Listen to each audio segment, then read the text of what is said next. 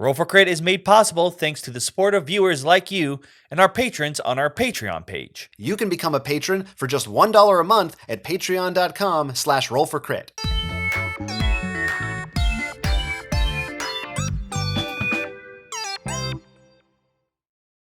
Roll for Crit is here to bring you a Kickstarter preview for the game Pachacuna from Triceratops. This is a 2-player game in which you are traders in the Andes Mountains, and as traders in the Andes Mountains, you have a trusty companion by your side, a llama, and you are attempting to gain as many resource types as you can, one of each different type of resource in the game before your opponent in order to win. Each resource is represented by a different color, and you will be traveling around the map either through the valleys or over the mountainous regions. Each tile in the game is modular, can be rotated and rearranged, and depending on which player you are, whether you're the black llama or the white llama, you will be using exclusively one of those paths to get to where you need to go. Every time you successfully trade a resource correctly, you'll notice they'll be put into one of these little slots in the end. As stated earlier, if you're able to get one of each color, you have won the game. Now, the llamas are going to try to gather resources at each village, which are a certain color. So the yellow village will give you the yellow resource, the blue village will give you the blue resource, so on and so forth. However, certain llamas can only travel certain places. The player with the black llamas has to make sure their paths connect using the mountainous paths, while the white player will have to make sure they use the valleys. So for example here, if this yellow player wanted to make it to this town right over here, they're going to have to rotate some pieces in order to open up the valley for them to get through. Luckily, that's how your turn will start. You will get to choose one piece to rotate any way as you please. The only conditions is it can't be the one your opponent rotate, no going back and forth and just fighting over a spot, or one that a llama's on, because it'd be a little weird if the world shifted underneath the llama's feet. After you choose to rotate a piece, you then have the option to move your llamas, and they can move as much as they like. So if they're able to sprint to the next place, you can do that. As long as your path is clear, you can move that many spaces. If they're in a village or they pass through a village, they have to stop there. Though usually you're going to want to do that because that's how you not only win the game, but also get some more llamas. If you're in a village, there are multiple things you can do. The first thing is trading. That is giving the piece that is currently on your llama and selling it at that village. Now, each village has a banner on it that is randomly picked from this bag. The banner will have 2 colors, a bigger color, a major one, and a smaller one, which is minor. Now, it will never have the color of the village it's on. So, for example, this yellow and blue banner cannot go on the yellow or blue villages. When you reach a village, you have the option to trade away what's on the back of your llama. Now, depending on the colors on the banner and the resource your llama is carrying, there are 3 possible results. If it does not match the color, you will trade away your resource, but get nothing really in return. If it matches the minor color, you will get to take that one resource and either put it in your board if you have not collected that color yet, or in your personal resources, which will be used later to make some purchases. If it matches the major color, you get 2 of that resource. So either 1 in your personal or 1 in your final score, or if you already have that color, 2 in your personal. Either way, regardless of whether you got something out of it or not, you will be removing that banner after the trade. So sometimes it may be advantageous to get rid of that banner even though you're getting nothing out of it to stop an opponent from getting it. After all is said and done, if your llama is empty, they will gain 1 resource matching the color of the village they're in. There is one other option for you to do though in the village. Instead, you can buy another llama. You actually start the game with 2 llamas in your reserve. If you have 4 resources left over that aren't in your score pile, you can trade those in to get another llama. And from now on, when you do the movement phase, you will move all your llamas, not just your first llama. This will continue back and forth until one player has successfully captured 1 of each color. So this is, at its heart, a fairly straightforward resource collecting game. You want 1 of each color. The villages are color-coded. It's pretty easy at the outset to look and see what your goals are, where you need to go to accomplish them.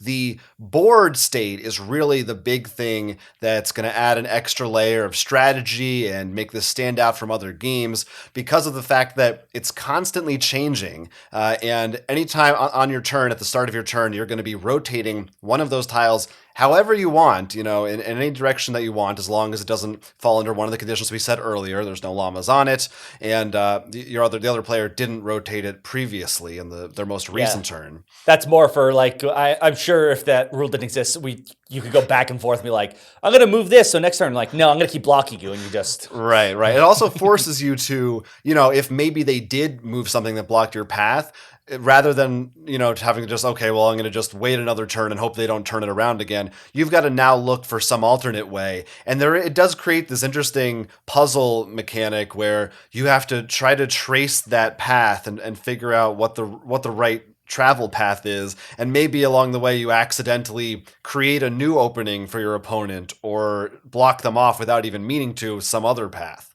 Well, that's actually another interesting thing about this. I think games that might have something a similar mechanic is when you actually all are on the same path. So you may add a path that may be advantageous for you, but then I'm just going to use it, so I'm going to wait until you build it for me. But because you're on, like, one is on the mountains and one is in the valleys, opening up your path might not directly help me, could hurt me, but you don't know, because the path, we might be walking completely different paths and walking styles. Yeah. And the 3D terrain also pops really well with that too. So it's so much fun to just see, like, okay, I can do this, but I can still do this too, and that blocks you, but still keeps me open or something. Mm-hmm. And it really changes the way you have to think. By the way, these pieces can come in either like equal 50-50 or more valley or more mountain, but they're always laid out in the same place, not rotation, obviously, because you'll be rotating them throughout the game. So it is balanced in that way. It's not going to be like, oh, all the open valleys are near each other or something. Right. Yeah. And I mean, when we were playing, there were times, because I was so focused on my paths that I almost wouldn't even see your paths. I feel like it's like one of those optical illusion pictures where, you cross your eyes one way, like when you see the sailboat, the 3D image pictures. It's like, oh, I didn't look at it this way. Now I see that other path that you were taking. I didn't even realize, like, I thought you were going to go this way to that village, but oh, you're actually going that way to the other village.